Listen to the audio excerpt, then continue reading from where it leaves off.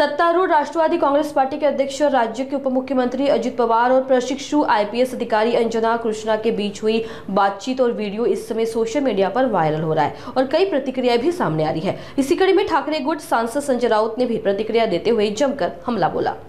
सगळ्यात आधी महत्त्वाचा विषय इतकाच आहे की बेकायदेशीर कामं करणाऱ्या लोकांनी राज्याच्या उपमुख्यमंत्र्यांना फोन केला। ज्या अर्थी बेकायदेशीर कृत्य करणाऱ्या लोकांनी राज्याच्या उपमुख्यमंत्र्यांना फोन केला म्हणजे ती त्यांचीच माणसं होती। ती असू शकतात, कार्यकर्ते असू शकतात आणि बेकायदेशीर कामाला संरक्षण द्या हे सांगण्यासाठी फोन केला। अजित पवार नेहमी त्यांच्या भाषणात सांगत असतात, मी कोणतेही नियमबाह्य काम करत नाही, नियमात जे बसत नसेल त्याला मी हो म्हणत नाही, अशा अनेक गोष्टी त्यांच्या आहेत। किंवा चुकीचं काम करणाऱ्यांना टायरवरती उलटं टांगून मारा बारामती तिकडे तिकडे सांगत असतात। इतका मोठा अनुभवी माणूस, 6-7 वेळा डेप्युटी सीएम राहिलेले नेते, त्यांना हे समजू नये की मला ज्यांनी फोन केलाय ते काय काम सांगतायत, कोणतं काम सांगतायत। तर पोलीस अधिकाऱ्यांना सांगा की आमच्या बेकायदेशीर कामांना संरक्षण द्या। आणि कोणता तणाव तिकडे निर्माण झाला होता, तर पोलिसांनी त्यांच्या बेकायदेशीर कामांना संरक्षण द्यावं, कारवाई करू नये म्हणून ते पोलीस अधिकाऱ्यांशी वाद घालत होते। याला तणाव म्हणत नाहीत, याला दादागिरी म्हणतात, गुंडागिरी म्हणतात। अशा गुंडागर्दीला सध्याचं सरकार, मी अजित पवारच म्हणत नाही, जवळजवळ अर्ध मंत्रिमंडळ हे अशा कामांना संरक्षण देत आहे। अजित पवारांना मी या संदर्भात गुन्हेगार ठरवत नाही आम्ही, पण अजित पवारांनी उगाच नाकाने कांदे सोडू नये। ते जे बोलत असतात, भाषणं करत असतात, लोकांना ज्ञान देत असतात, तुमचे पाय मातीचेच आहेत। ताबडतोब तुमच्या आमदाराने त्या पोलीस अधिकाऱ्याची चौकशी करा, त्याचं जात प्रमाणपत्र बघा, त्याचं मग आतापर्यंत तुम्हाला माहीत नव्हतं। ही परत दुसरी धमकी आहे। पहिली धमकी अजित पवारांनी दिली आणि दुसरी धमकी, जर आमच्या नेत्याचा संदर्भात काही कराल, बोलाल तर आम्ही तुम्हाला महाराष्ट्रामध्ये काम करू देणार नाही, हे त्या आमदाराचं पत्र सांगत आहे। UPSCला पत्र लिहित आहे, त्या अधिकाऱ्याचं चौकशी करा। का तर त्यांनी राज्याच्या उपमुख्यमंत्र्यांना नियम आणि कायदा काय असतो हे सांगितलं, जे त्याचं काम आहे। जे त्याचं काम आहे IAS IPS,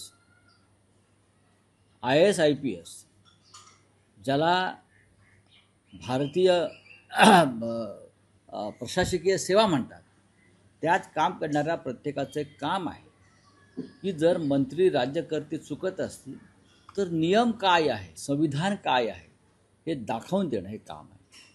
त्या महिलेचं काय चुकलं अधिकाऱ्याचं, दुसऱ्याच्या फोनवरून राज्याचा उपमुख्यमंत्री तिला बेकायदेशीर कामाला संरक्षण द्यायला सांगतो आणि त्या महिला अधिकारी असं सांगतायत की तुम्ही डायरेक्ट माझ्या फोनवरती फोन करा, गुन्हेगाराच्या फोनवरून मी तुमच्याशी बोलणार नाही। समजून घ्या, ज्या गुन्हेगारावरती मी कारवाई केलेली आहे किंवा कारवाई करते आहे त्याच्या फोनवरती उपमुख्यमंत्री हे महिला उपअधीक्षकाला धमकी देत आहेत आणि ते त्या अधिकाऱ्याचं म्हणणं आहे तुम्हाला जे काय सांगायचं आहे ते थेट माझ्या फोनवरती फोन करा, यात काय चुकलं। बरोबर, पवारांना जे सांगायचं आहे ते त्यांनी थेट त्या महिला अधिकाऱ्याच्या फोनवरती फोन करून सांगायला पाहिजे, हा एवढाच विषय आहे। नाही, पण राऊत साहेब, तुम्हाला असं वाटतं का की राज्याचे मुख्यमंत्री असतील किंवा देशाचे पंतप्रधान असतील, त्यांनी हे नुसते बोलबच्चन आहेत, कायदा करून अजित पवारांकडून या बाबतीतलं स्पष्टीकरण घेतलं पाहिजे, किंवा तुम्ही जी काल राजीनाम्याची मागणी केली त्यांच्या नैतिकतेचा मुद्दा असतोच। नैतिकतेचा मुद्दा असेल आणि नैतिकता जर पाळायची म्हटलं या महाराष्ट्रात, तर महाराष्ट्रातलं 90% मंत्रिमंडळ रिकामं होईल। शिंदे गटाचे सगळे मंत्री घरी जातील नैतिकतेच्या मुद्द्यावर। अजित पवारांचे अर्धे मंत्री स्वतः सह घरी जातील. प्रत्येकावरती आरोप आणि गुन्हे आहेत. प्रत्येकजण आजही सरकारमध्ये बसून बेकायदेशीर कामं करतोय. कालची ते गोष्ट सोडून द्या. नैतिकतेच्या मुद्द्यावर करायचं म्हटलं तर निम्म मंत्रिमंडळ हे 24 तासात घरी जायला पाहिजे. काय करतायत मुख्यमंत्री? सिडकोमधला 5,000 कोटीचा भूखंड ज्या पद्धतीनं संजय शिरसाट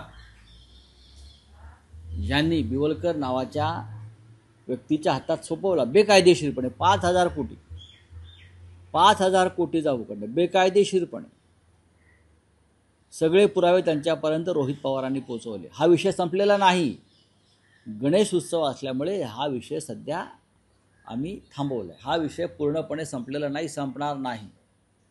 हा विषय संजय शिरसाट या मंत्र्यावरती नुसती कारवाई नाही तर त्याच्यावरती फ्रॉडचे गुन्हे दाखल करून त्याला तुरुंगात पाठवणारा हा प्रकार आहे. एकनाथ शिंदे नाही माहिती आहे. 28 दिवसासाठी एका आमदाराची नेमणूक होती सिडकोचा चेअरमन म्हणून, आणि 5,000 कोटीचा भूखंड हा एका ज्या व्यक्तीचा अधिकारच नाही त्या जमिनीवर त्याला दिला जातो. हे गुन्हेगारी स्वरूपाचं कृत्य आहे. अशी अनेक कृत्य या कॅबिनेटमधले मंत्री करतायत, अनेक मंत्री करतायत. एकनाथ शिंदे यांनी 3,000 कोटी अबोचं टेंडर MMRDAमध्ये दिलं. सुप्रीम कोर्टाने ताशेरे मारले आहेत. आतापर्यंत हायकोर्टाने किंवा सुप्रीम कोर्टाने एखाद्या मंत्र्यावर किंवा मुख्यमंत्र्यावर ताशेरे मारले असतील तर परंपरा आहे राजीनामा देण्याची. मग शिवाजीराव निलंगेकर पाटील असतील या महाराष्ट्रामध्ये बॅरिस्टर अंतुले साहेब असतील, अनेक असतील, येडियुरप्पा असतील. अनेक देशातल्या अनेक राज्याच्या मंत्र्यांना राजीनामा द्यावा लागला आहे न्यायालयानं ताशेरे मारल्यावर भ्रष्टाचारासंदर्भात. महाराष्ट्रात कोणती नैतिकता उरली आहे हे देवेंद्र फडणवीसांनी सांगावं. नैतिकतेच्या गप्पा आपण मारताय, छत्रपती शिवाजी महाराजांच्या चरणी जे आपण फुलं अर्पण करताय, बरं का, शिवाजी महाराजांचे राज्य नाही आहे. बघा ही महाराष्ट्र जाहिरातीतून नेमकं काय सुचवायचं? मला बघा, जाहिरातीतून भरपूर पैसे या लोकांकडे काळा पैसा आहे. ज्याला जाहिरात द्यायची आहे त्याने नावासह द्यायला पाहिजे होती. खरं म्हणजे वृत्तपत्राने अशा जाहिराती स्वीकारू नयेत. महाराष्ट्रातल्या सर्व वृत्तपत्रात पहिल्या पानावर जाहिरात आहे देवाभाऊंची. असायला काहीच हरकत नाही. पण कोणी दिले, त्याचं आर्थिक गणित काय आहे, हे कोट्यवधी रुपये आले कुठून, हा दाता कोण आहे, हे समजून घ्यायचा अधिकार या राज्यातल्या सुजाण नागरिकांना नक्की आहे. आणि मी जे मगाशी नैतिकतेच्या गप्पा म्हणालो, हा काळा पैसा आहे. जे नाव न देता अशा जाहिराती देतात मुख्यमंत्र्याच्या नावानं, मंत्र्यांच्या नावानं, आणि ते सुद्धा राज्यभरात आणि देशभरात, हा बिल्डरांचा किंवा ठेकेदारांचा काळा पैसा असतो आणि त्या माध्यमातून हा उदो केला जातो. नाही, पण तुम्हाला असं वाटतं की मराठा आरक्षणाच्या पार्श्वभूमीवर होत असलेलं हे श्रेयवादाचं राजकारण आहे? कारण श्रेयवादाच्या राजकारणाचा प्रश्नच येत नाही. फडणवीसांचा फोटो आहे. महाराष्ट्राचं सरकार किंवा कोणत्या राज्याचं सरकार हे मुख्यमंत्र्यांच्या नावानं आणि सही शिक्क्यानंच चालतं. त्याच्यामुळे मराठा आरक्षणासंदर्भात जे निर्णय झाले त्याचं श्रेय हे सगळ्यात आधी राज्याचे मुख्यमंत्री देवेंद्र फडणवीस यांनाच द्यावं लागेल. त्यांच्या मनात नसतं तर ही प्रक्रिया झालीच नसते. त्यांनी ठरवलं, त्यांनी एक स्ट्रॅटेजी आखली असेल, त्यांनी काही अभ्यास केला असेल. त्याच्यामुळे मुंबईतला हा जो तणाव निर्माण झाला होता की मुंबई जी काय जाम झाली होती, तर त्यातून एक मार्ग निघाला, हे मान्य केलं पाहिजे.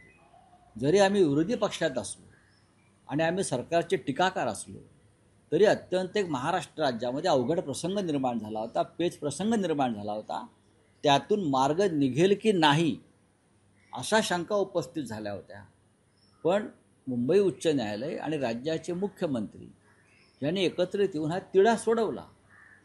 तिढा सोडवणं अशा वेळेला, आणि तिढा विशेषतः जातीय असेल आणि आंदोलनकर्ते जर मुख्यमंत्र्यांच्या विरोधामध्ये असतील पूर्णपणे, अशा वेळेला कोणतं एक तणाव असतो त्या नेत्यावरती याची कल्पना आम्हाला आहे. म्हणून त्याचं श्रेय जे आहे, हा काय याच्यामध्ये राजकारण नाही, 100% त्याचं श्रेय हे राज्याच्या मुख्यमंत्र्यांना मिळायला हवं. नाही, पण ती जाहिरात तुम्हाला राजकीय सूचक वाटते का? नाही, मला असं वाटत यापूर्वी नाही.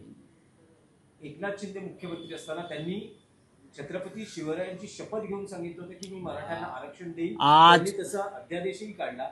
आज फडणवीसांचाही फोटो छत्रपतींना पुष्प अर्पण करतानाचा आहे. उद्या एकनाथ शिंदे जाहिरात देतील सर्व वृत्तपत्रात.